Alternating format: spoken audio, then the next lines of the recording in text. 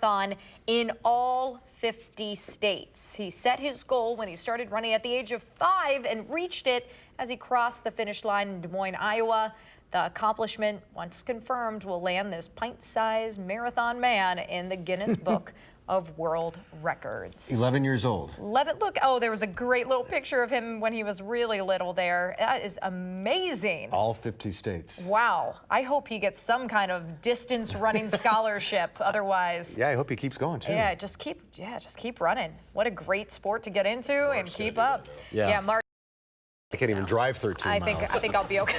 That's our time for now. We'll see you back here tomorrow. News 3 Now at 5 starts right now.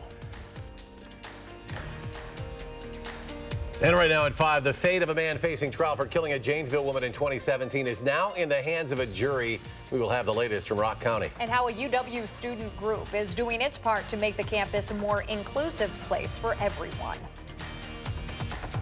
From the Channel3000.com Alert Center, this is News 3 Now at 5. And thanks for staying with News 3 Now. A Rock County jury is now deliberating in the trial of the man who is accused of stabbing a Janesville woman to death. Julian Colazzo of Janesville is accused of stabbing and killing 43-year-old Christina Scasia Lubeck inside her home before leaving Wisconsin with Nicole Kazar, who is described as an associate. Now, Colazzo took the stand today and claimed he had a romantic relationship with both women and that Kazar became angry about his relationship with the victim. The defense claims Kazar was responsible for the stabbing, not Colazzo.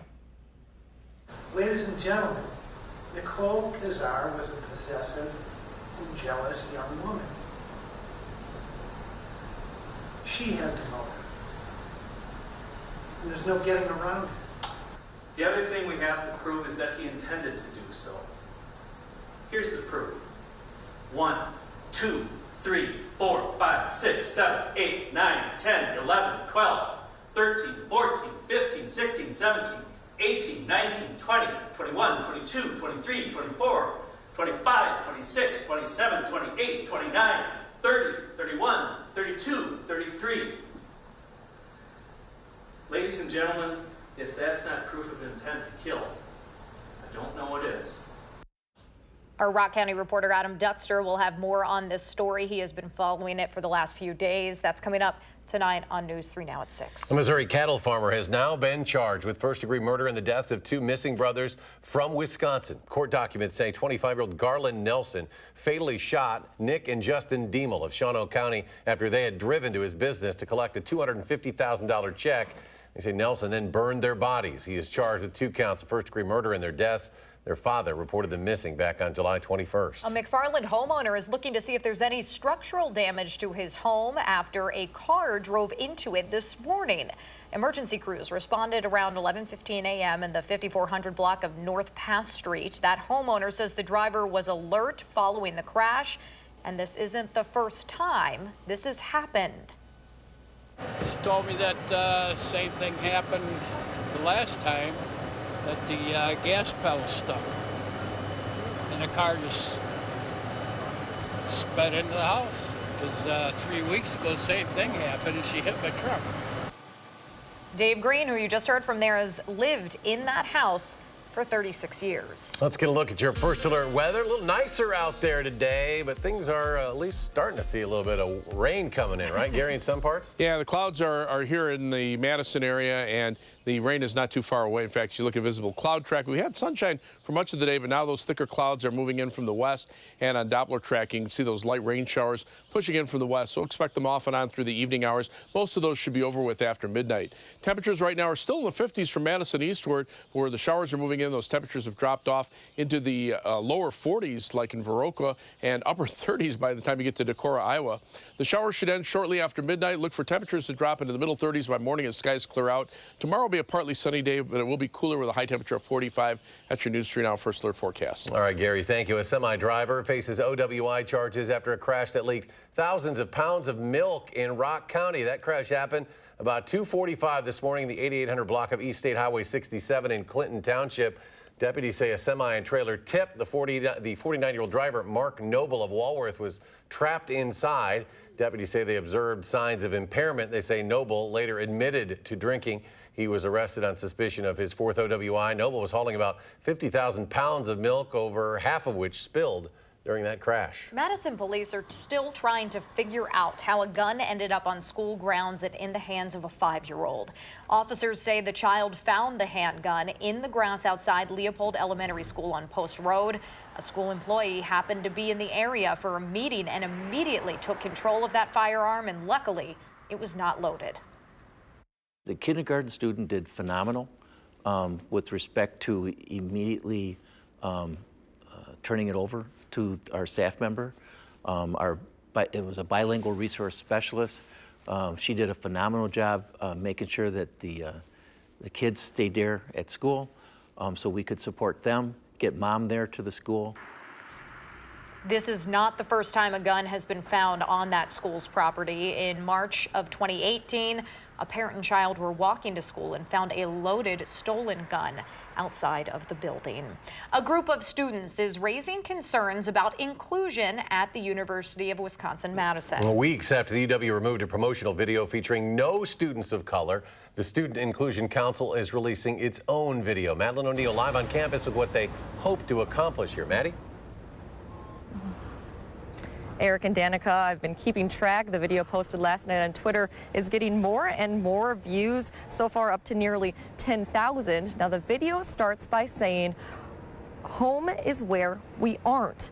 From being the only black person in the classroom to higher assault rates against women of minorities, the video highlights the experiences of students of color on campus. The video asks for more inclusion in the form of things like retention programs. One UW professor who focuses on racial minorities in the STEM field says one way the university could advance inclusion is by investing in more staff and faculty members from different racial and ethnic backgrounds who can lead policies to make students feel more welcome. I think the video highlights, in the wake of the homecoming video and the lack of diversity there specifically, what happens when you are an afterthought and not a forethought.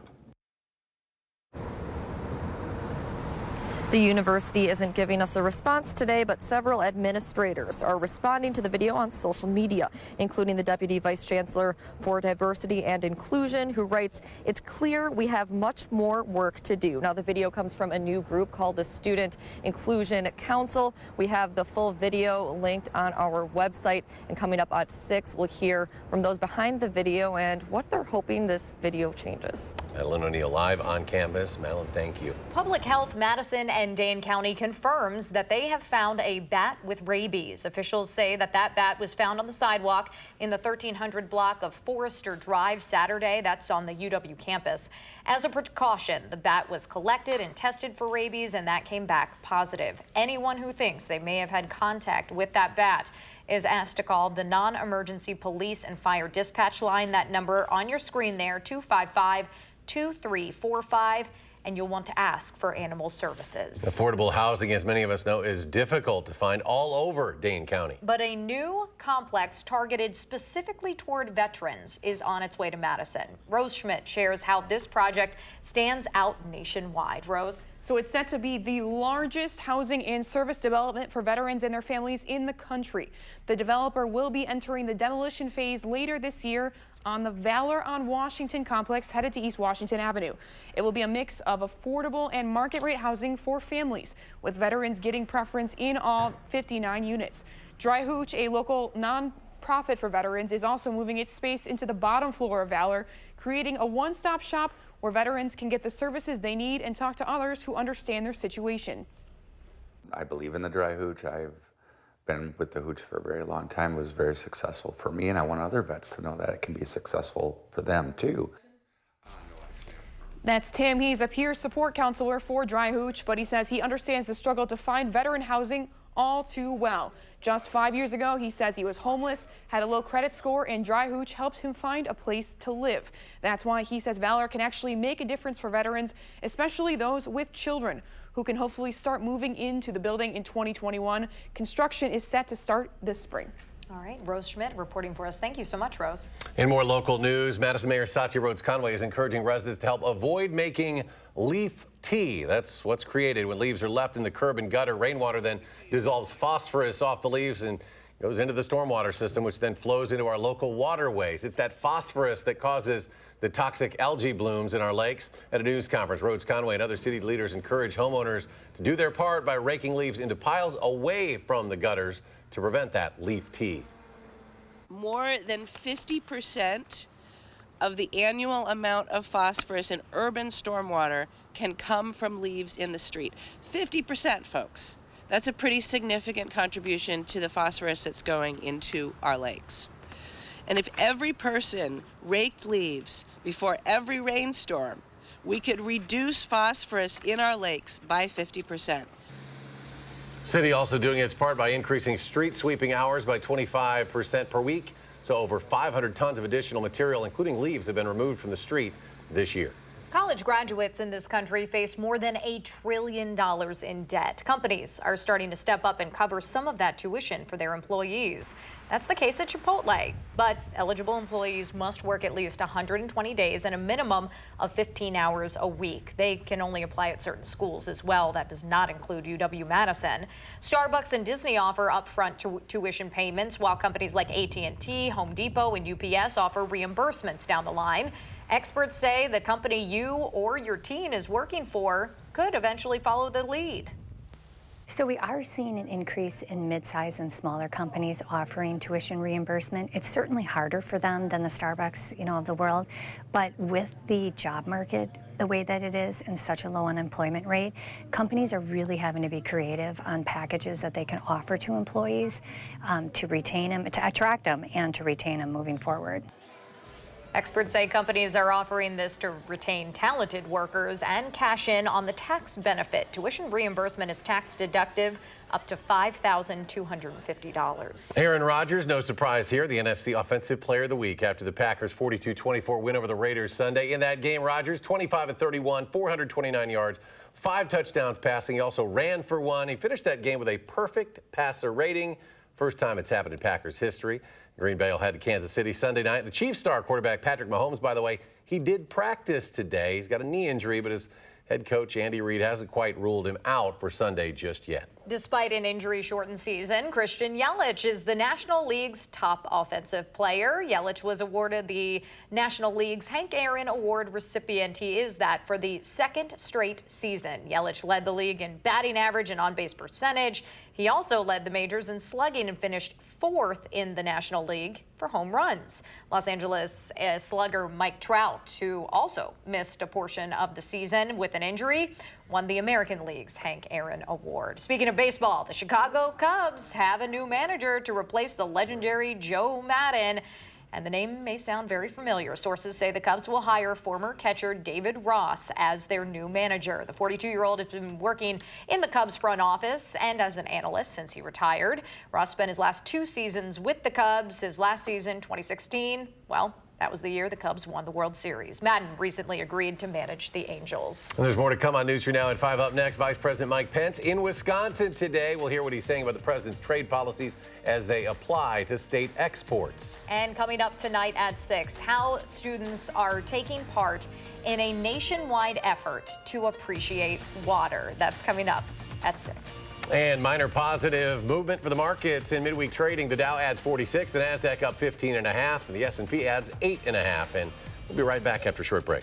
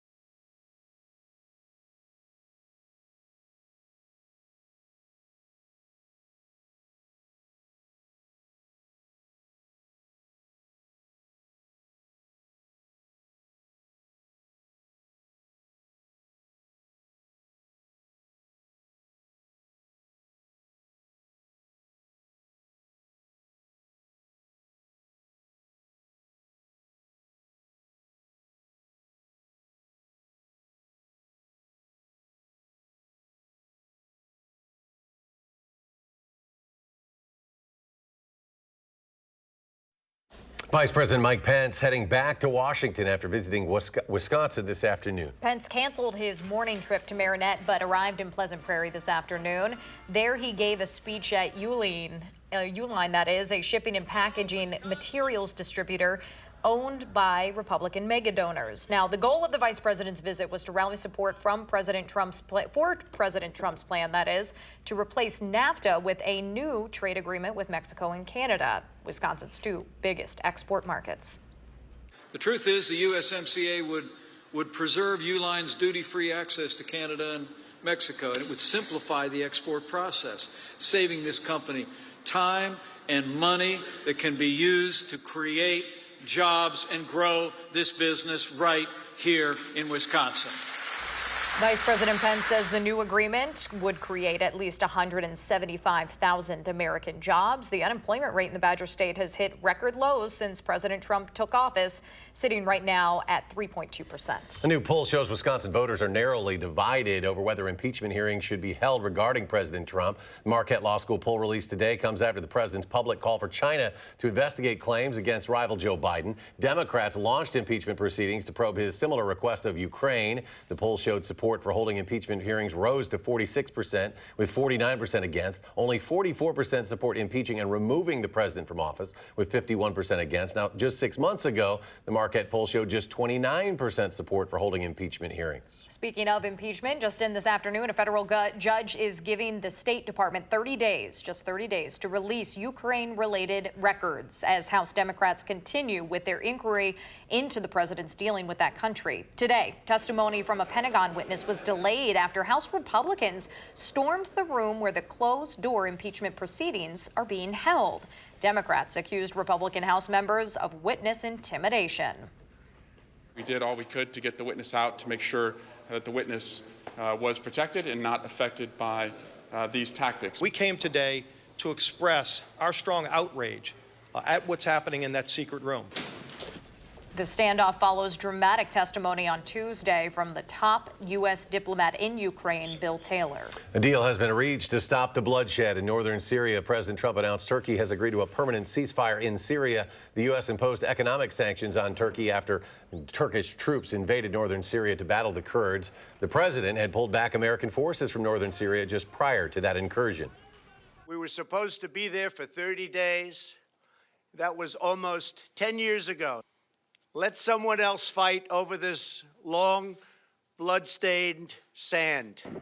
The president emphasized not all U.S. forces are leaving Syria. A small number will remain to protect oil fields. Some of the U.S. troops that had been in Syria are now in Iraq. They are expected to stay for about a month. Switching gears now, getting a look at that first alert forecast. Chief Meteorologist Gary Canolti tracking some rain coming into the area. That's after a day where we actually had some sunshine. You can see on visible cloud track, much of the southern portion of the state stayed in the sun until late this afternoon. That's when the thicker clouds have been pushing in, and you can see light rain showers now coming from Iowa into southern Wisconsin and northwestern Illinois. But it's a relatively small batch of showers. Most of these should be out of here probably before midnight tonight.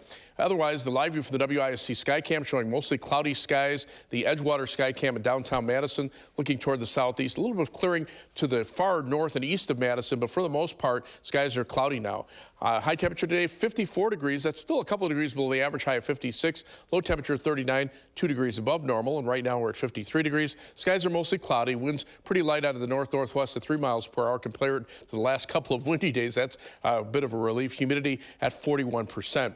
As we check out temperatures, they're chilly in the northern part of the Midwest. 30s in northern portions of Minnesota. Generally 40s across northern Wisconsin. Rhineland are just barely above 40 degrees. While here in the southern part of the state where we've had some sunshine, temperatures have been in the low to mid 50s, but where the clouds are thickening up and the showers are moving in, those temperatures drop off pretty rapidly. Compared to 24 hours ago, our temperatures are up, but notice out to the west, temperatures are down. That's a sign of things to come for tomorrow. We'll be back into the 40s for high temperatures. But this batch of showers moving through pretty quickly, the jet stream almost directly overhead, so that'll move them out.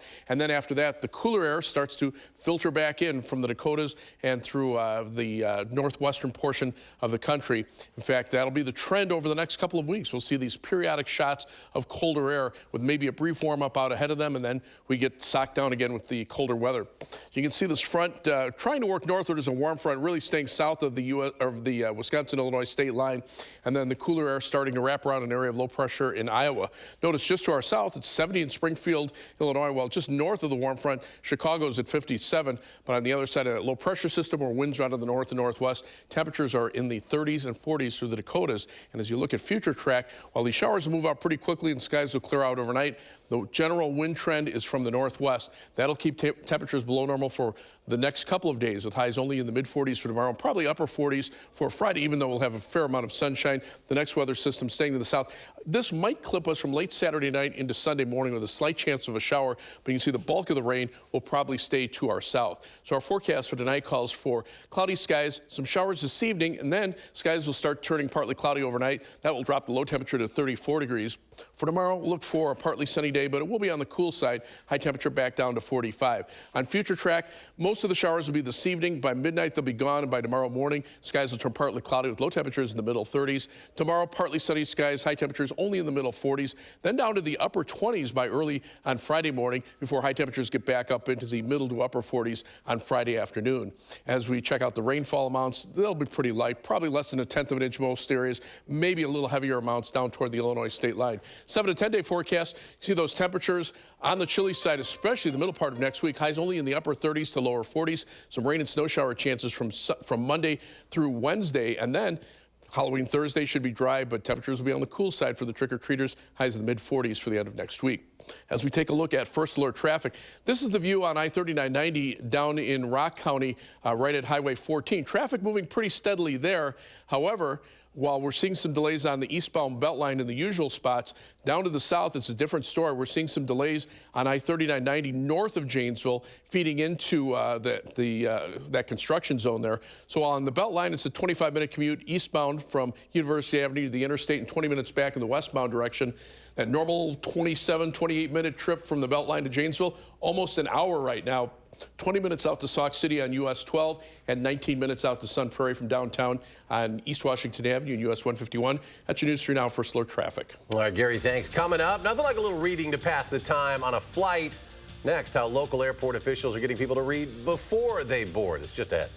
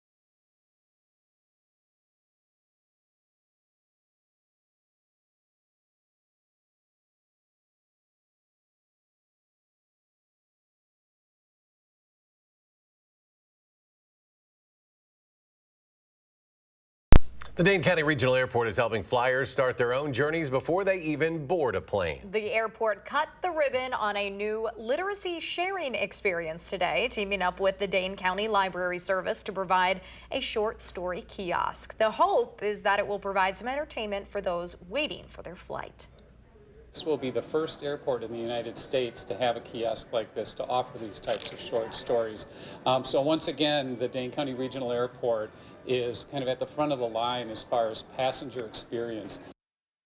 Officials say the kiosk will feature local writers, and they're looking to add more short story kiosks to the airport in the future. Chocolate Shop Ice Cream plans to thank customers with free ice cream on Saturday as employees prepare to leave the company's walk-up window on Madison's east side. The company rented out the space for the last 6 years, but it was recently sold. Earlier this month, Chocolate Shop owner David Dedman filed a civil lawsuit against the building's new owners, Deport Properties, when Chocolate Shop employees were locked out of that building. The lawsuit was settled this week. Dedman said it is unclear what the company's next move will be, but he hopes to find a new home in the neighborhood. Stay with us. We'll have another check of your forecast when we return.